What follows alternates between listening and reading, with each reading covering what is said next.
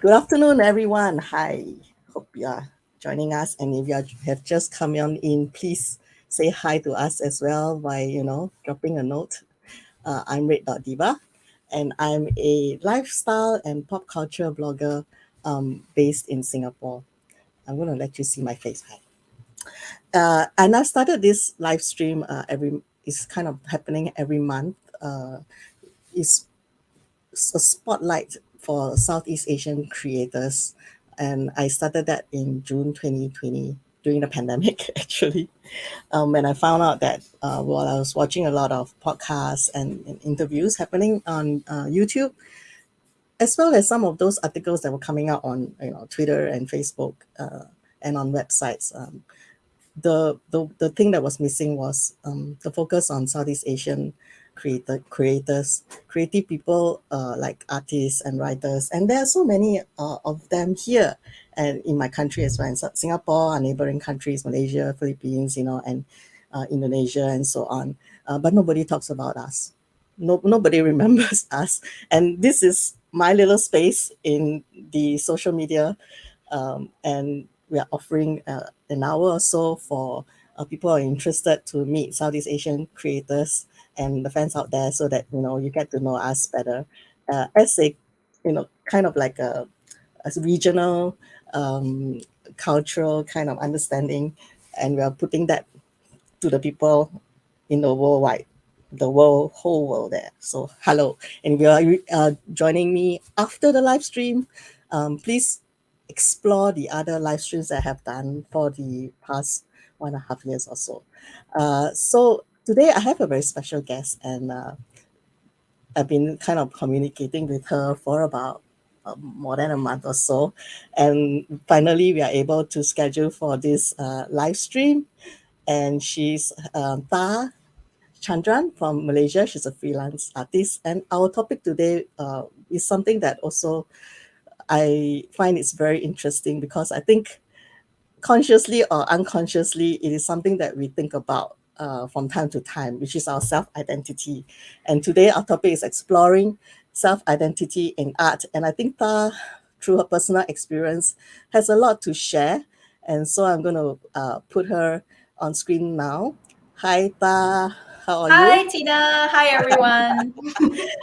And for those who are, not familiar with you as well, could you please introduce yourself to the people out there? Maybe a short introduction, not too minty, because then I've got a lot of questions to ask you.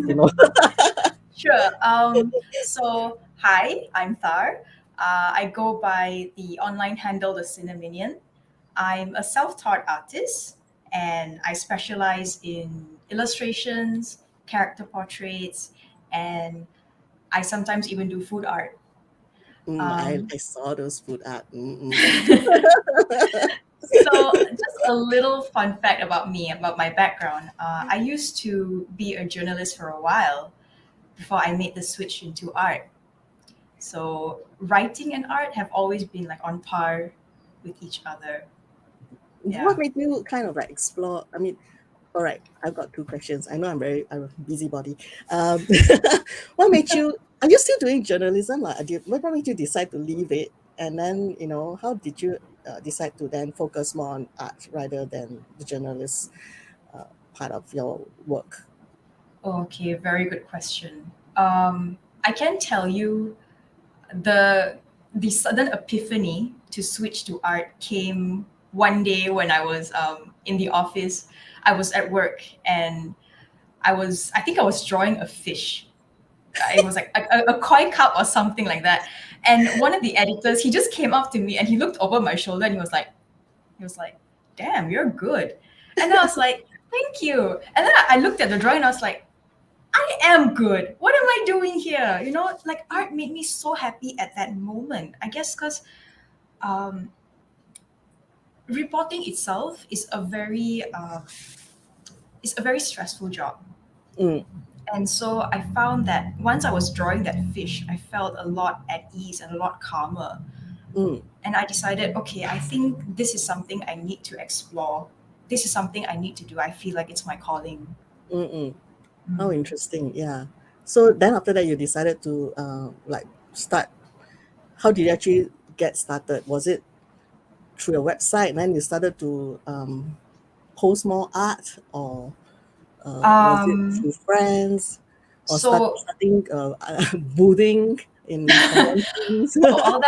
all that took, I think, a few years. It wasn't immediately, because once I decided, okay, I think I need to explore art. Uh, but art is still it's still very much like a small industry. Yeah, I think You in can't. mostly South Asia, I think in Southeast Asia, the art field is always like, your parents will say that, are you sure? Yeah, Can you earn a yeah, living? Can't you, like even my be a parents, they couldn't even lawyer, see a future. Yeah, doctor, businessman also can, artist? Why? yeah, same. Even growing up, right? My parents, they never really saw a career in it. They loved art. Don't get me wrong, but they were like, why don't you get like a proper job? you know? Yeah. So I still had to work at a 9 to 5 job. I still needed something to pay the bills and keep the lights Yeah. on. So at night, I would draw. I would Wow. just focus on drawing. Wow. And somewhere along the lines, I joined this Facebook art group called Doodle Malaysia. So back then, it was, I think, it was still very small, but maybe like 100 or a few hundred or a few thousand members. It was still very small. Now it's like 14K. It's massive. Wow. Yeah. That actually Uh, shows that there's a huge, surprising. I mean, I know a lot of artists in Malaysia, but to see that, to hear you say that there's like 14K of people in that Facebook group, that's phenomenal. yeah. It's huge. Yeah. So the purpose of the group was just to encourage people to post their doodles, Yeah, their yeah, drawings, basically just like get people comfortable with their art. yeah. And Actually, also I just, kind of agree with that. I think I need to go back into that too, because there's someone who says that uh, you can't say that you can't draw, because everyone draws, even when since you were a kid. It could, yeah, whether it's, we're not saying then whether it's a good art or bad art, but everyone draws, and after a while, right? Even for me, right? I used to doodle a lot during my university days as well, during lectures, because I was bored with the 1 hour of blah blah blah accounting. mhm. I was doing accounting, so there was a lot of technical academic things, and very boring. And I used to doodle a lot as well, and I kind of like drew, right, my whole entire classmates, right, like they was zoo animals. Each one Oh, represented okay. by, like, you're the hippo, you're the ostrich. Oh my And God. kind of like when you grew up and started working, right, like a serious job, you kind of forget doing that, and I stopped drawing already. I stopped drawing for many, many like years, and then maybe I was thinking I should really start doing weird, stupid things like this all over Yeah, again, you just should. It's never too late. It's yeah, I never know, too right? late. Anyway, okay, before we get into the meat of the live stream, not to stray too far from it, which is exploring self identity in art, I'd like to say hello to some of you who are actually already here with us. Hey, hi, Leonard. Miss you. He's a good friend, and he's in the UK, and he does his own podcast as well. So I sometimes get on his podcast. I haven't been on for a long time, but he does a lot of um, interviews with comic book artists. So great to see you, Leonard. And there's also Yuki. Hello. Hello, Yuki. And Tan YL. Hopefully you don't mind us calling you Tan YL, because that's what I see here. Hello. Hello, hello. Thank you for Yeah, joining thanks us. for joining us. Yes, and if you have any questions, you can just post them as well, and we'll try to pick them up either intermittently while we are, discussing this interesting topic, or if we have time towards the end. So now we're talking about like exploring self identity in art, and I was also looking at the title, and the question that came to myself was, what do we mean by self identity? you know do you have any notions on that at your end as well, like what do we actually mean when we said we are trying to explore a self identity? um, for me, for me, it's kind of like something very internal, like what we imagine ourselves to be inside our Mm-hmm. heads, Mm-hmm. right? And Mm-hmm. maybe it's being formed by what your parents tell you when you were young, or Mm-hmm. some validation, of what you've been doing since you were young. Mm-hmm. Or it could be your even in the workspace, right? In the workplace, when people actually say, "Oh, you're," um, I find that very often with being an accountant, they say like, "You're very strict," because we are kind of like the gate masters of the financial part of the business, right? So I have to say no to some things, and it's like, "No, you're very strict." And then, but outside in the leisure world or in my social space, then I have people say that, "Oh, you're kind of like weird or crazy or fun," something like this. And and the two don't mesh up, right? So the self identity for yourself then is like, where does it come from? Like, does it mainly come from um, your parents, your childhood, your workspace, or do you really have to sit down sometimes, ruminate what you see for Hmm. yourself? That's what I think. Maybe this is a very psychological long answer, That's a but very interesting yeah. take. What is your take on it? I feel that our parents, our peers, uh, give us, our identity at a very young age, and then I think it is up to us to question those labels and either break free of them or explore what it means to to have those labels. Like I guess kind of I'm tying this in with my artwork as well because Yes. um, I struggled a lot with accepting my identity as an Indian. Mm. Because growing up, this is going to be a very personal story, but uh, growing up, I was, very ashamed of my skin tone, my features, and I basically did everything I could to erase what made me me. Like the languages we spoke, the clothes we wore, the music, the accents, the hand gestures, the rituals, everything. I just didn't want to have anything to do with it. And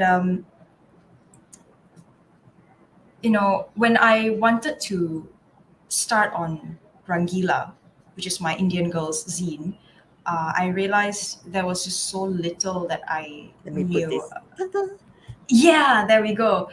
Uh, there was just so little that I knew about Indian culture. Like, okay, yeah, we do classical Indian dances, but what is it that is so appealing? Like, what goes beyond the costumes, the makeup? What about the hand gestures? What do they Mm. mean? The verses that we sing in the temples, the Mm. the, the dances and all that. Like, I didn't know anything about it, so uh, just burying. When I was younger, I had to bury all that in the back of my mind, and then now I'm just um, I have to like face it. Okay, I want to create the zine, so I have to start questioning what it means to be an Indian, all these parts of my culture, all these parts of my heritage. Mm. And how do you Mm. go about that? Like, what's your first step in exploring this? Did you um, speak to elders, like people who have held on to the culture, uh, usually women, actually? Um, do you read more about heritage? I mean, even when you're talking about, say, you're talking about Indian or we're talking about Chinese, there's so many subsets of that, right? Yeah. Because Indian have different dialects as well in different regions who have different cultures as well, and Chinese is Mhm. the same thing. So how do you actually start to find out more about that aspect? I started with my own roots. So my mom's side is more towards northern India, and my dad's side is towards southern India. So I feel a lot more closer to my mom's side. So uh, I started with listening to more Hindi music and examining the lyrics. trying to break down the lyrics, studying their costumes, studying their facial expressions, and then one thing led to another. Uh, because, like you said, Indian culture is just so vast. Yeah, How do you break it down yeah, into bite-sized pieces? And somehow it's just in a very like small book. yeah. So for me, I was like, okay, just pick a few themes, but make sure you know it well and then run with it. Mm. Mm. And how is the response been for those? Did you? I mean, and when you showed the zine to people, right? How was the Mhm. response? Oh wow, it was so very warm, so Well, warm and welcoming. I really like some of the, like how you, it was so colorful as well, and depicting, the costumes. I really like that. Thank you. To be I know honest, right, some of these. uh, I was really nervous about putting Rangila out. Yeah. Actually, I was also very intrigued with the design of the garments. It was so detailed with all the little designs that usually you see in Southeast Asian or Asian fabrics, Mhm. like the sari and all that kind of thing. It's so unique, and the details. I think, how long did you actually take to do a piece something like this? This one took about a few hours, just a Mm. few hours. This was one of my more recent pieces, so I had already like worked out, okay, the colors, the design, everything. Yeah. I'm also curious, like, is there a reason that you choose the title Rangila? Uh, Rangila means colorful in Hindi. Oh, And okay. so, yeah, so I thought it would be a very apt description to describe what Indian culture meant to me. Yeah, I mean, after all, right, when we talk about mostly Asian, like very colorful. It's like a confusion of colors everywhere. Yeah. Most of our cultures here is super bombardment of colors. Can't run away from that. Uh, YL says, I totally agree. The depth of color, the intricacy in the details, so much nuance and so much depth. Okay. And Yuki says, the zine is so beautiful. Thank you. Thank Yeah, it's you. really very beautiful. You know what? And the other thing, let me see. I have to show this slide. Actually, hold on. The other thing I was very intrigued about is the way you drew the hands. There were so many. They were very expressive. I mean, I've seen a lot of art, but usually I don't notice the hands that much. But for your art, it was really the hands that were like giving us the subtle hints of, it adds to the emotion, the pose, and the dynamics of the art as well. And I wonder, like, did you use a model, like your own hand model, or did you? All these, baby. um, for the couple piece to the right, Mm. I did get a reference image for that, and Yeah, then this one was really sweet. I was like, yeah, I get it. It was tentative, and yet, like, I'm not sure whether you like me or don't like me, but let's try.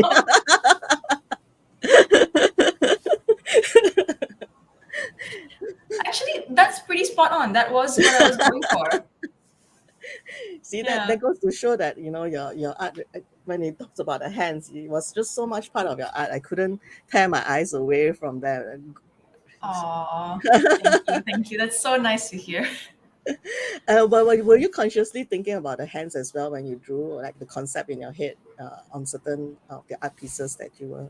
Oh yes, always, always. Because to me, hands are just as expressive as the eyes. So if you can dial the emotion or the expression up to 11, You know, because what you want to do is basically be as clear, as loud as possible to your audience, right? Yeah, yeah. And Yeah.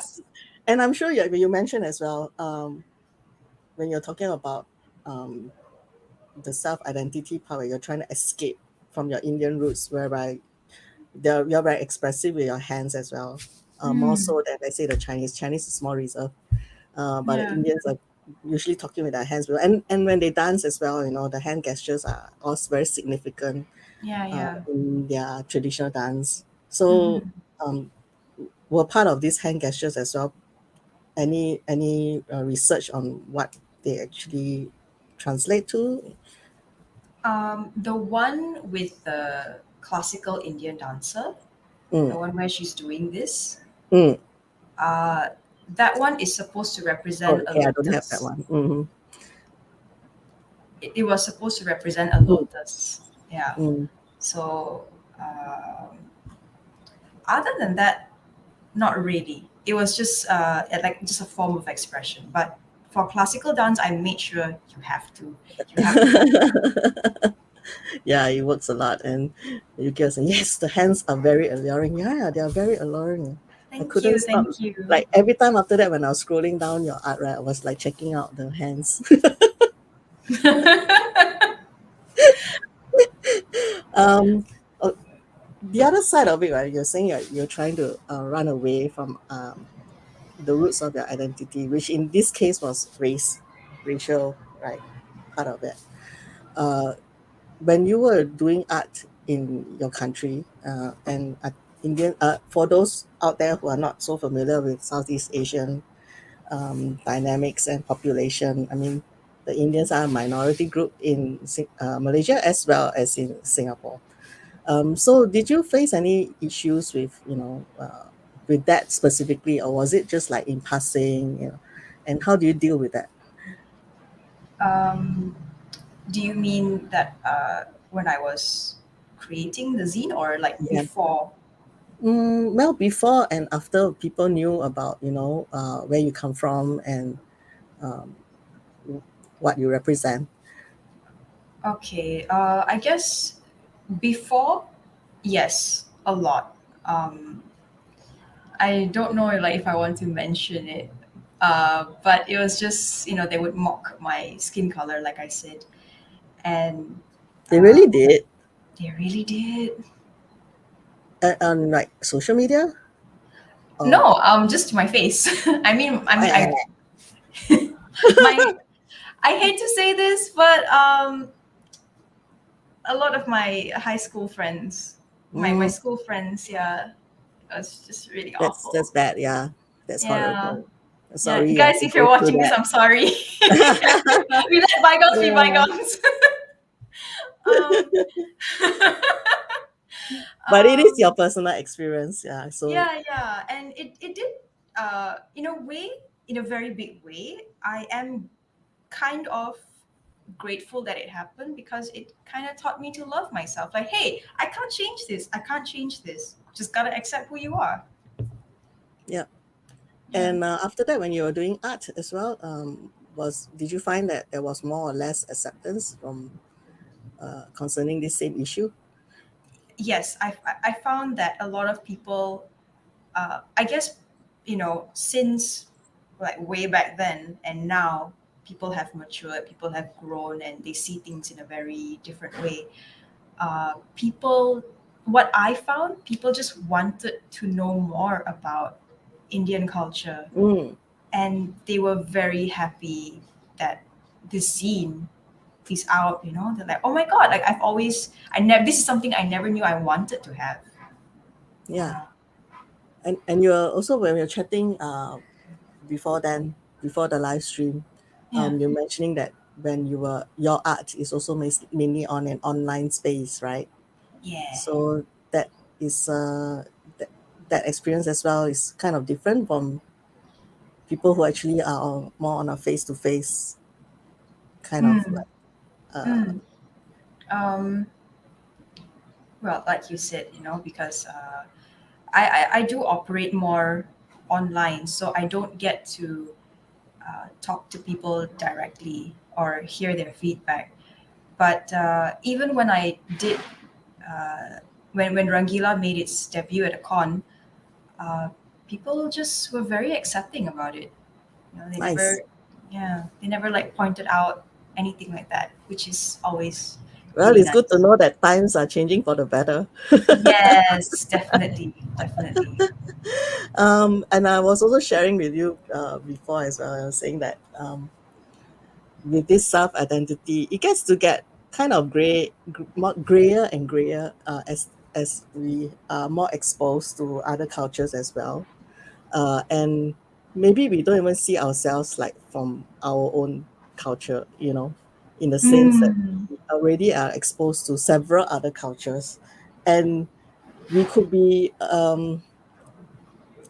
even like you could have migrated to somewhere when you were young. So it's like, which culture do you belong to? What's your self identity? And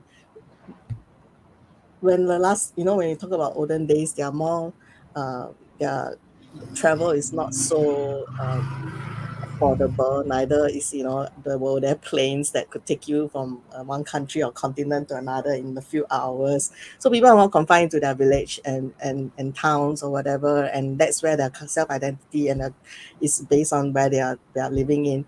But right now, and even with the internet, and all this Netflix streaming, and we are being exposed to so much out there of how people live their lives, yeah. and now again, Westerners being enamored with anime, which is a Japanese thing, right? And some of them really beginning to see themselves with the shades of, Japanese culture. I mean, that happens with us as well. I mean, my friends who love Japanese anime, right? And they are also speaking a bit of Japanese words here and there, and then they love Japanese food, and so I think self identity is getting a bit not just based on our original culture or race Yes. alone these days. It's getting very mixed, I think, Mm-hmm. and also getting a bit personal, like because it's about you, and it's not just about a race, religion, or culture per se. And I think that Mm-hmm. is becoming a very interesting way that humanity is moving towards. I'm hoping that it doesn't fracture, where some countries are very uh, they're getting very polarizing.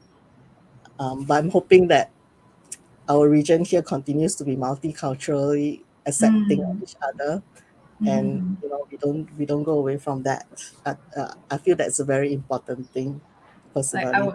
I was talking to a friend from the States the other day, and we were just talking about how in Malaysia, we can just speak four languages in one sentence and everybody just gets it. And then she was like mind blown. She was like, that's amazing. Over here we just speak English. Yeah. Like, oh, for us here it's very normal. Yeah, I know, right? I think it's still more normal in Malaysia these days, though. Singapore is getting a bit, also a bit, uh, they're stratifying it a little bit more now. Because last time we used to live, like say, people live in kampongs or Mhm. villages, right? Small kampongs. So they mix around with other people of other races. But the younger people these days, I find that they are not as sociable with the other races, which I find is a bit sad. And if Oh. anybody's out there, please, if you have children, get them to get to know their neighbors and other races better. I find that's getting to be a lost thing here, which is not very healthy as well, because Singapore is a multicultural, multi-religious country. We should always remain that way, and we should Yeah. always be united in that sense as well, even as different as we are. Um, the next question is, if anybody has other questions, please thumb them down in your comments and we'll pick them up. But my question to you is, after Rangeela, Mm. how did you feel? Because you were saying that you did that as an expression of how you wanted to, uh, feel like how you look at yourself as an Indian and as an artistic person and as a Mhm. person living in Malaysia. So Mhm. after when you have Rangeela and you put it out there, how did you feel? Did it help you solidify your belief and what you think you are? I think it went one level after, like one level beyond that, Wow. because when I was doing Rangeela, um, one thing I realized was I always had this notion that my art wasn't good enough to stand on its own. Because when I first started my online presence, I was doing fan arts, like comics, silly jokes, doodles. It was all just fan art, fan art, fan art. And I would see other people, other artists, create their own original characters, build their own worlds, and they were also drawing in this huge fan base, with just this one idea that they were so passionate about. And I Mm. would look at it and I would be like, man, I don't know if I can do that. And but I knew that I wanted to create something like this. I wanted to uh, create my own ideas and draw, these beautiful Indian women with just gorgeous, vibrant, colorful costumes. Mm-hmm. And I it Rangeela made me venture out of my comfort zone, you know, and prove to myself that I do have something unique to bring to the table, that I can uh, produce original ideas. Yeah. Yeah. Yeah. It's a really So beautiful zine, though. Yeah. thank you. Uh, so And coming back to your question, yes, it taught me to accept myself and also accept my art in a it gave me a lot of confidence in my art. fantastic. I'm curious to know if other people is able to get your zine, Rangeela zine, currently as well, or is that Yes, available there is a during? website called chub.my, chub.my, and the physical copies are sold there. Okay, we will post that link after the live stream, and you can check it out as well and give some support to Thar on Rangeela. It's a really gorgeous looking zine. Um, and I know you draw food art, because that's another thing that I can't draw my eyes away from is food. I love food. Who doesn't? You have a story about that as well, I know. Could you I please share do. I your do. adventure with knowing yourself and trying to understand yourself as well as your food art? Okay. Should I start about my why I did my food art in the first place? Yes, sure. Whatever feels comfortable to you to share with the people who are watching. Okay. So in summary, I had been holding on to a vegetarian/vegan diet for a few years, and it was just not serving me in the best way. I wanted to be more spiritual and I wanted to be closer to God. Mm, And I thought, eliminating meat would be the next best mm, thing. Uh, but as a result of doing that, my health started deteriorating really badly. And it got it got to the point where I had to go and see a doctor oh to wow. figure out what was wrong. Yeah. And the doctor told me your immune system is failing, your B levels are short. He's like, Ooh. basically, you need to start incorporating animal foods, animal Mm. products back into your diet. He was telling me, eat like a normal human being and not Mm. like a rabbit. And then on top of that, he told me you need to take out like soy, grains, wheat, and all that. So, I was like trying to still hold on to this diet because I was like, no, it's working. Maybe I'm not doing it right. And then, but I started to become really depressed because I was like, my health is just in such a bad state right now. Mm-mm. And I began to get really depressed and just very emotional. It was a very dark time during my life, during this time. And I remember just sitting in my room my head in my hands, going like, I don't know if I can see the light at the end of the tunnel. I don't know if I'm gonna make it out of this hole. Like, nobody's gonna love me now. I was just really, really bad place. And around this time, right, I had taken a food watercolor workshop, Mhm. and that would be like my saving grace, because doing that workshop basically just like taught us how to draw and journal food. Oh wow. Yeah. Let So me it pull was one a out. That's one of yeah. her food art. Chicken karagi. Mm. Yeah. Oh god, I'm getting hungry now. um yeah, so like they taught us how to draw food and color it, Oh, and how do they actually do that? Like teach you how to draw food. what the instructor taught us was how to look at uh, a photo of food and break it down into simple shapes.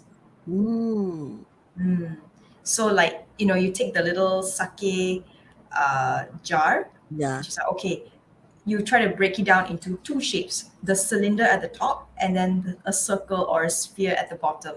Oh, Yeah. how intriguing. Yeah. It's like, I also very intrigued with actually art instructors, like how are they able to translate, right, something that is so visual into something that you can understand and follow. That's another Yeah. thing that blows my mind. Anyway, yeah, I know, right? I've been appreciating your art for about food as well. And for those who are not from this region, there's all these kuehs or cakes that we call them. So, and then this is the green one at the triangular one, the dumplings. So yummy. I'm hungry again.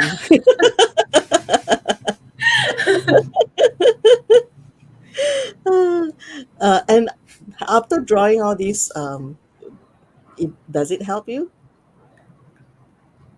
Um, it definitely was a good coping mechanism, for sure, Mm, because instead of moping and crying, I was cherishing all these foods that I used to have and recalling all these really pleasant memories when I used to have them. So I was like, okay, this helps. And then on top of that, I would post it online, and people were like, hey, this is really nice. I really enjoy reading your food entries, and also looking at your food is really nice. And I was like, oh, this is great.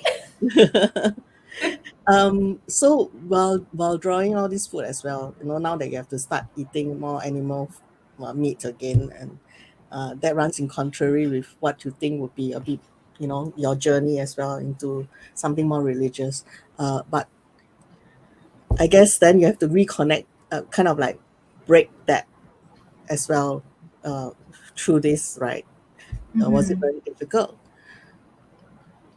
Going back to eating animal foods Yeah. and all that, it was hard at first because I was so used to thinking this is the right path. Being vegetarian or vegan, saving the animals and all that is good. But really, it's either you sacrifice yourself so that an animal will live, or you sacrifice an animal so that you may live. Yeah, I suppose so. Hmm. Yeah. So It's when kind I of like, yeah, I think everyone will take a stand on that lah, on their personal stand yeah, on that. Uh, yeah, but for me, I don't know whether the vegans will start throwing digital stones at my live stream, but I love meat. I love meat How too. much?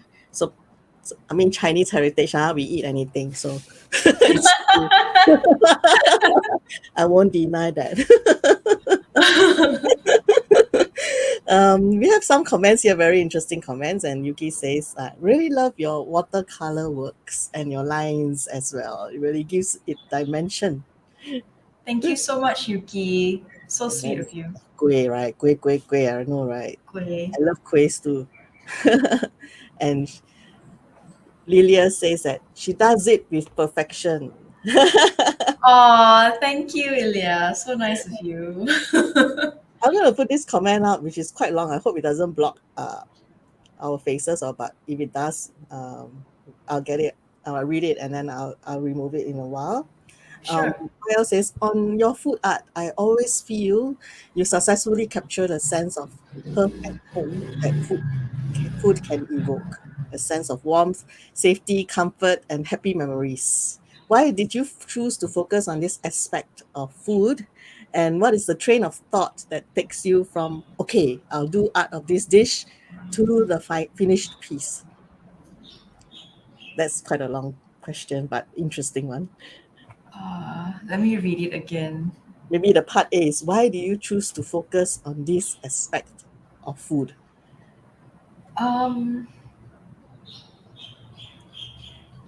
I guess because food is so strongly tied to memories, or memories Mm, are so that strongly is tied to true. food.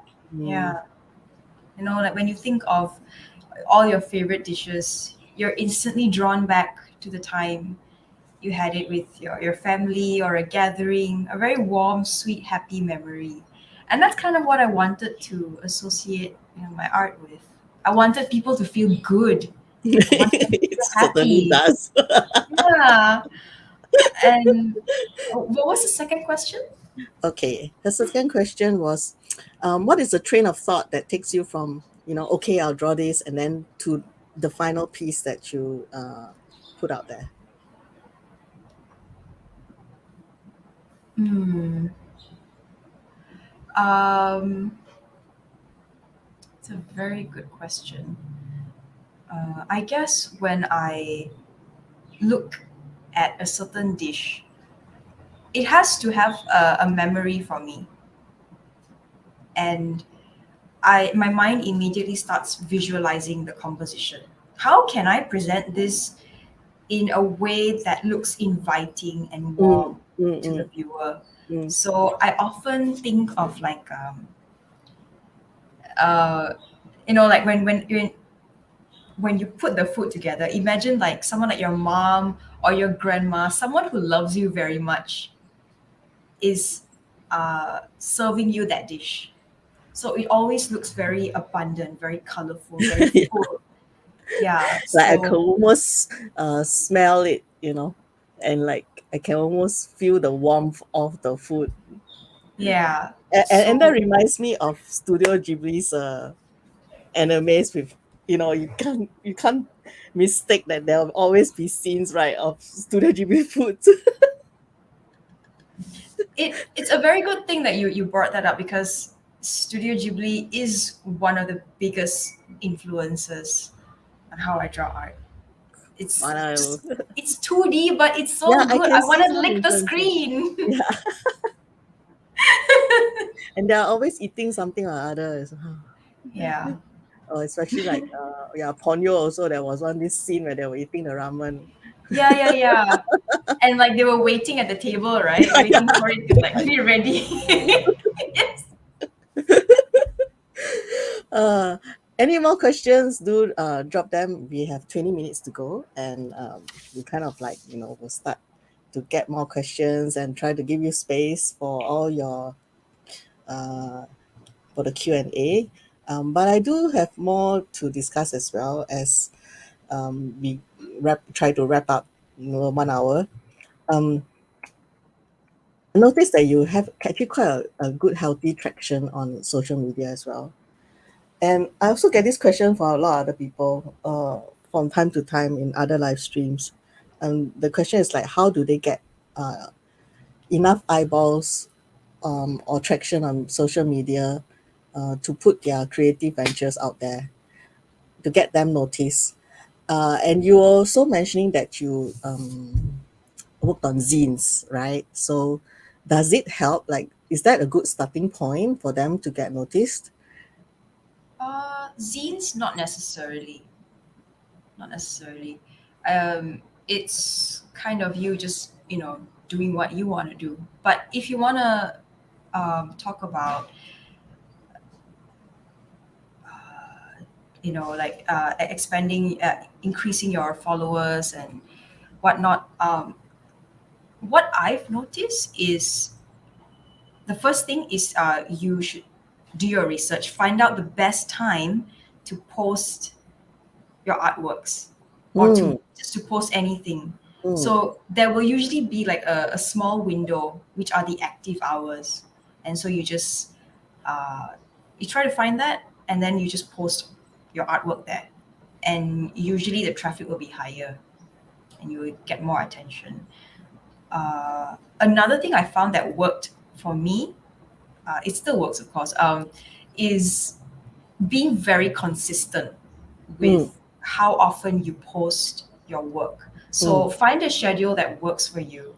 You know, it can be um, maybe twice a week, once a week, however much that you're comfortable with, and stick to it. And so your audience will kind of, you know, learn your when you're posting. They Mm, will learn mm. your schedule, and they'll be like, oh, okay, Tuesday, Thursday, uh, 10 p.m. Something, what Interesting. she will post something. Mm, Yeah. mm, mm. Uh, but the trick is to be consistent with how often you post.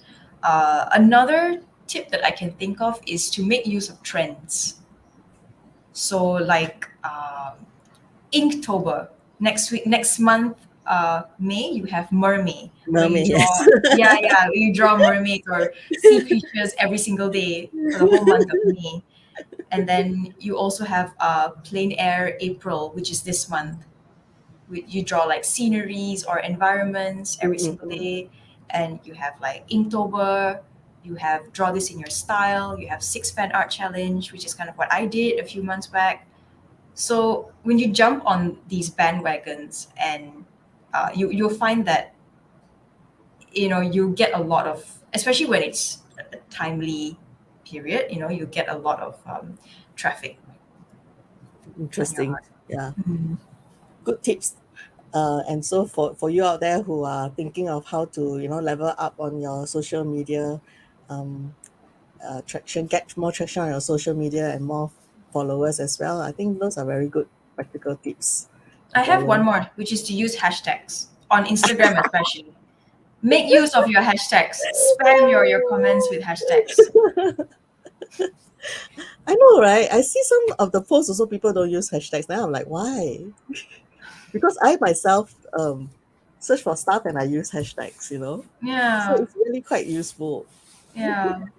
Not Twitter Yes. though. Twitter doesn't seem to like hashtags as much. Yeah, they used to, but then now they kind of penalize you for it in a way, which is weird. Yeah, Yeah, right.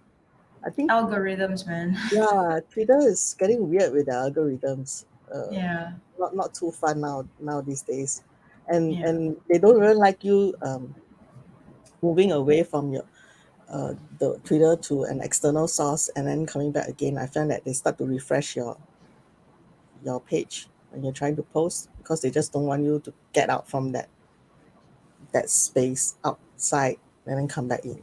So weird.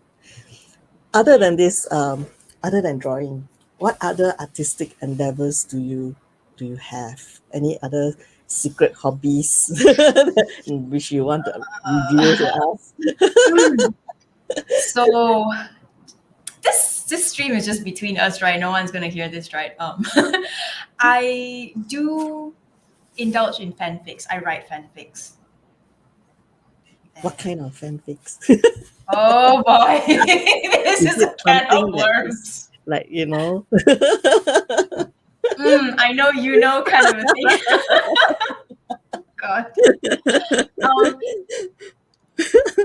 I know I had a previous guest, she says, I will never share my fanfic I will never share my writing with anybody because they are she's all quite smart. smutty.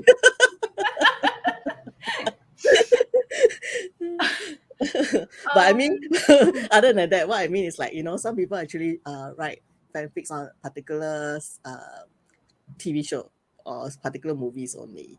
Um, mhm. do you actually do that? I mean, like, I love Star Trek, so my fan fictions are all Trek related. Is yours more wide, or do you actually tend to favor a certain genre or brand of TV I show? usually write fanfics. um, based on like the games I play. So I'm a Oh, okay. huge fan Oh, so of so you are a Final. gamer. Oh yeah. Okay. Oh yeah. Because maybe people, if people watch my live stream, they'll know that I'm not a gamer. And Oh, why I'm okay. not a gamer, it's because I will get addicted. Then I will not leave my computer. So I'm so easily, caught up with those kind of things. And I made a promise to myself that I will only indulge in like one game. I only have one game in my mobile phone. That's all. Oh, what game is that? And it's a very lame game that doesn't take me like, if you I'm very goal driven as well. So if you give me a quest, right, I will just like try to get towards that point. So I found that the most comforting and most that doesn't make me too absorbed are those very lame farming type of games. I mean, Oh, I just collect the okay. crops and I just Uh-huh. get some points, and then I can leave it like a day without touching it. It gives it's a bit of like it gives like the time away, not to think about anything else, and I won't get Mm, too involved in a game because I know mm, I will get very addicted. So I'm not a gamer. mm-hmm. I think that's a really smart move to make because if I go down that rabbit hole, I'm never going to see the light of day. So I And so, think what games do you play? What games do you love? And therefore, you need to, feel the need to expand the stories through fan fiction. I play a lot of RPG games, a lot of stories. Um, I do like uh, SNES games, Oh, the olden ones on the mm-mm-mm. Game Boy and all that. But I download an emulator for that, and it's just really nice to visit, go down memory lane. And I like fighting games a lot. Oh, fighting games. So Um, the current game I'm playing right now is Batman Arkham City. It's one of my oh, favorite games. that one I'll be in the rabbit hole, man. That's why games are very scary to me, and I love it actually. I love looking at all the game art, right? And every time when somebody was saying, "Oh, there's this game out there," and then they have this trailer, right? And I go like, "Wow, I would really totally play it." But that, no, you shouldn't. It's like the angel and the demon on your shoulders are at war with each other. Right? Um, would you ever consider doing a comic or web comic? Hmm, that's an interesting. What prompted that idea? I don't know, because you're saying like, usually people actually progress from a zine to something more involving with their fans, like a story base. So I'm wondering Hmm. if you actually ever thought of that.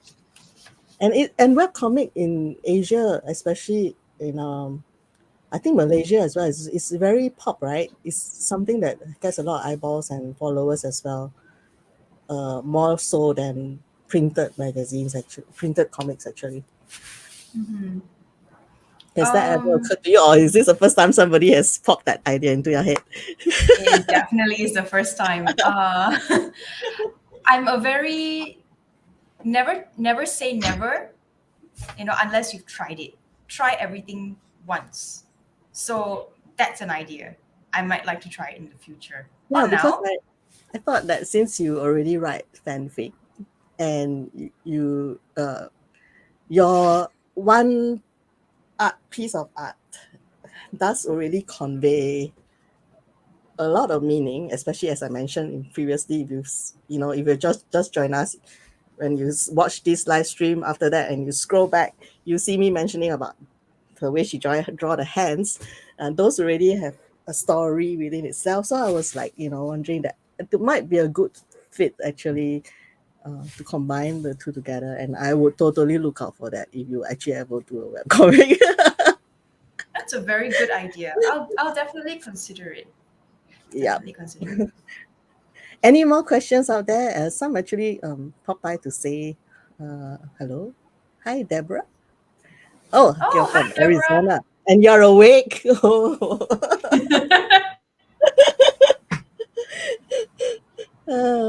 And And she Hi, says that Deborah. is small.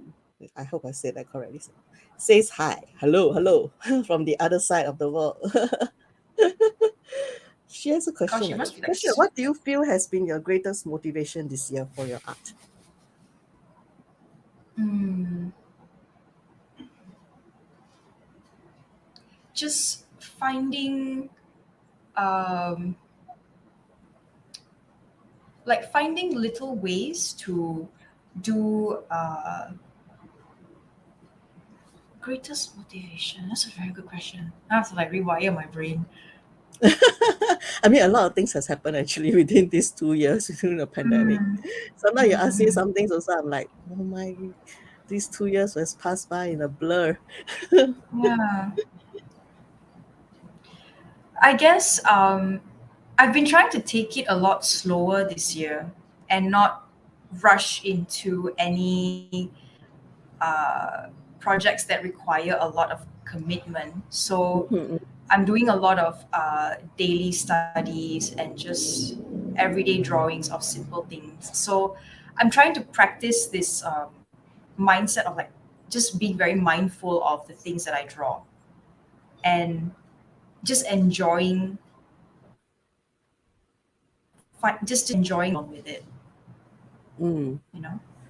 yeah. What were you doing more? I mean, like the previous year, you were kind of like more in a rush compared to A lot the more on last the year. rush. I guess I was just focused on projects I see. and not like, and I wasn't really enjoying the process at the time. So I guess deriving pleasure in my art, it would be Mm. one of the greatest motivations. I hope that answers your question, Deborah. And YL also has this question. When creating Rangeela, which was the most challenging piece to do and why? Uh, Definitely this piece. I brought this one here. This one. This Mm, one. mm. Yeah, I think I Um, have to. Let me put it up. I think I did put, oh, yes, I did. Okay, hold on. This one, right? yeah, that one. Um, it was super challenging because of all the individual lanterns that I had to design and the designs on it as well. Uh, but it was also surprisingly one of the most cathartic drawings out of the whole Mm, zine. mm. Yeah. Yeah, this one was very Uh, colorful. That's why I kind of like picked it up as well. And I like her mm, pose. Like she thank want to you. tell me something. I feel like asking her, what do you want? Why you keep calling me on? um, Deborah has another question. I'll put it up. What type of art or style do you find shows your personality the best? Vintage American style. You Okay, know the that's ones new you to me. get. Like, what is that? Um, like those You mean like the kind of girl? like, The one yeah, that the American girls. No, that no, the era. pop up That one. era. That era, correct. It's that era. So Okay. like the women with like very beautiful hair, rosy Oh, like cheeks. bombshells like that. Is it like Ah, DC like that. bombshells like that? Yeah, yeah, Like, yeah. That kind of style. mm-mm. Also Disney, with their big doe eyes, thick lashes, very like warm smile. So I would say a kind of a tie between those two. That's very interesting. Uh, the Disney part as well. Hmm. Talking about Disney though, uh, Hmm. do you find that their art has actually evolved a little bit from previously? I find that it has changed Yeah. a little. It has Changed, to. changed a little, yeah. Yeah. It's not so doe-eyed, as you said. Yeah. I am a fan of the classic Disney The style. classic Mm. Cinderella, Sleeping Beauty. Yeah. Yeah. Yeah, it's changed a lot. And sometimes the story also is a bit like I understand where they're getting at, but then also uh it's not as simple anymore. Like when we were watch the old Disney, right? That you were just watching it and just enjoy, and that'd be the end of it. Yeah. Yeah. Right now, it's like there's a lot of things going on, and sometimes it doesn't come across as complete as you wished it was. Like even like for Raya, the Last Dragon, there was just like something missing, and I couldn't quite express myself. Maybe I have to think about that more. I know, Mhm. I know what you're trying to get, but it's Mhm. still like not there, Mhm. not as joyful as well as when you're younger and you're watching all these classic Disney Yeah. shows. Yeah, But one of the most recent Disney shows is a Disney Pixar collab is Turning Red, and I thought that was a pretty yeah. good. But then again, because they decided to go out of the box and get the Canadian lady to head the whole entire thing, right? She was the one that Mm. did Bao. So, Mhm. but then again, you saw all the comments about that as well, with people not understanding what she's trying to get at. Whereas those of us in Asia understand that totally perfectly well what it means, right? And it just goes to show that representation matters because uh, for so many centuries, perspective has always been skewed to a certain group of people. You know, Mhm. when you are actually talking about how other cultures view life, even as a teenager, it becomes like, no, I don't understand, but hey, it has been going on. It's just that you don't see it on TV or movies, right? Very true. Yeah. Very true. Deborah says, Disney is so just like, but you draw soft but strong females. uh, Thank you. Thank you. I think we are all enjoying your art. That is why I love the colors. I love the poses, the hands. As I said, they do tell a story. I mean, I've been in this blogging thing for so long, and I see so many people's art, and I found that yours is very evocative in the way that they're trying to tell me something. So that's why I thought the web comic or something similar, you know, that would do quite well for you. I'm really looking forward to that. I mean, I'm not pressurizing you. Of course. You Of need to course. enjoy the art so don't make it seem as if like I'm saying it and then you need to do it. But I thought that would be a good thing. That's all. No pressure, please, no. We are running a bit out, but I hope you don't mind us staying on for a while because there seems to be some interesting questions, and uh, Deborah also has come up with some interesting questions. Like, do you see yourself as someone who empowers women because she thinks you do that? Oh. um, I'm not one to think that I do. Like I don't go out of my way to, you know, empower women. But I think that if something I do or say uh, helps people feel good about themselves, then that's like a bonus, to me. Yeah, true. Yeah. I think I feel the same way to you. I think each of us have a special power. We operate within certain spaces, and we have opinions and things that we can share, and whatever we put out there in a way that is uplifting may help someone else, either now or in the future. Mm. And every one of us can empower somebody, but I Yeah. believe as a collective is stronger. So I've said this before as well in my other live streams with female guests. It's like um, in pop culture, we tend to see like rivalries between female and Mm. female, and there seem to be some uh, there's like whole stories built on that. Like the high school rivalry between Mm. like the prom queen and Mm. whatever that may The be popular girl, yeah. the popular girls or the mean girls. Yeah. And sometimes when the more you see this way, the more it translates into real life as well, because people are uh, younger people tend to think, oh, that's how I get power, by downtroding another person of my gender, so I will feel more powerful. But then I would like to propose that actually by uplifting each other, we are actually stronger than we don't need to do this to each other. That's very Basically, true. we are not competing with each other. I don't feel that's useful or helpful in any way. Mm. In all sorts of era, when they may be socially or in other ways.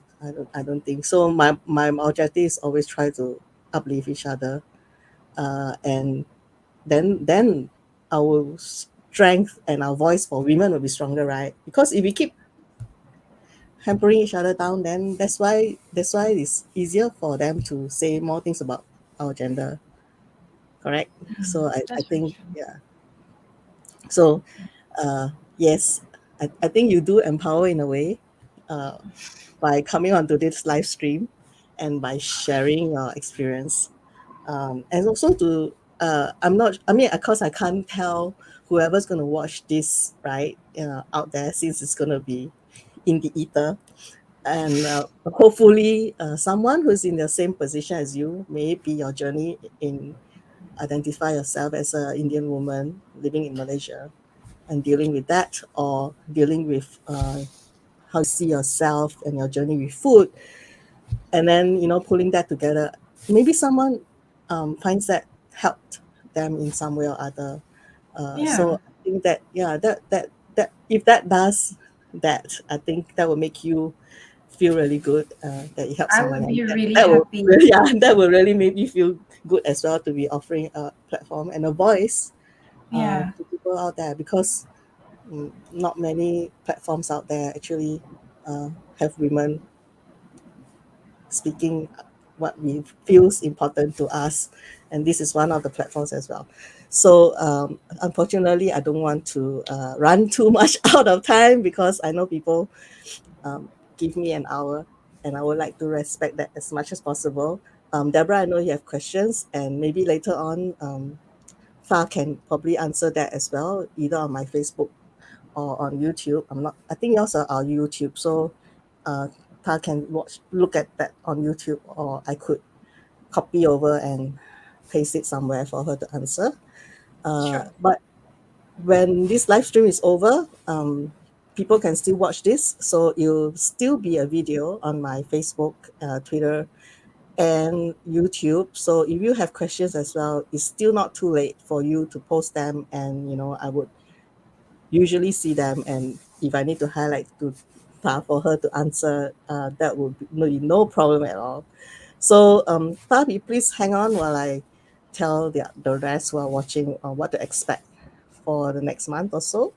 Okay, so just don't go away. I'll definitely put you back on screen. So for I do this every month as much as possible. Um, as much as I can find guests. So I have planned ahead, and in May there'll be a live with Red Dot Diva as well. I'm going to announce the guests in early May, but I can give you a hint that it's, May is Star Wars related kind of week and month. May the 4th celebrations coming soon, and a lot of the Star Wars fans are getting very excited, especially in Singapore, where there's going to be some celebration or something or other. And he's going to be a Star Wars related guest. The local people might be familiar with him because he has done some art for certain Star Wars related stuff. But if not, then if you're a Star Wars fan, tune in. I think we have interesting things to say about his adventures with doing art and brands like Star Wars. And after that, in June, I have plans for a toy collectors live stream. So for those who collect toys, tune in for the announcement that's coming. So I have my guests ready, but we are trying to firm the topic, actually, like what's the specific topic about toy collecting that we want to talk about, because it's such a big area and there's a lot of aspects to toy collecting as well. So just follow me on my Facebook or Twitter or YouTube, and you see the guest announcements and the time and the date, and you can join us. Or if not, just watch these live streams post live. They're always up there, mostly on my Facebook, because I only started connecting to YouTube late last year. So the whole series is more on my Facebook page. For YouTube, some of them are. If you have someone who is on your wish list as a guest, I'm focusing on Southeast Asian creators. They could be writers, artists, crafters, cosplayers, music makers, anything that is of the creative stream, content creators as well. You can just ping me and give me your wish list or wish guests that you want them to appear on my live stream, and I will consider whether they'll be a good fit, and they could be invited to be on a event sometime in the future. So that's about the next 2 months, what's coming up. I'm going to bring Thar back in again, and before we say goodbye, Thar, could you maybe tell the rest like where they can find you on social media? Okay, I have a Twitter page called the-cinnaminion, and also on Instagram as well. Yep, right there. Can look for her at the-cinnaminion. Why did you choose that name, by the way? Is there a special story? Oh gosh, I was hoping you wouldn't ask me this question. uh, it was just a pun, I guess, because I like cinnamon rolls, and I was like thinking about the little minions from I don't know. I don't know. This was so long ago. Before we say goodbye, is there any things that coming up from? I mean, are you going to be posting anything new, anything interesting that people should look out for in the coming months? I'm kind of working a little bit on some food like postcards right now. So yeah, I'll be posting that, and there might be a food zine in the future. So there's things to look out for Yeah. in Thar's schedule. Do look out for her announcements on her social media, and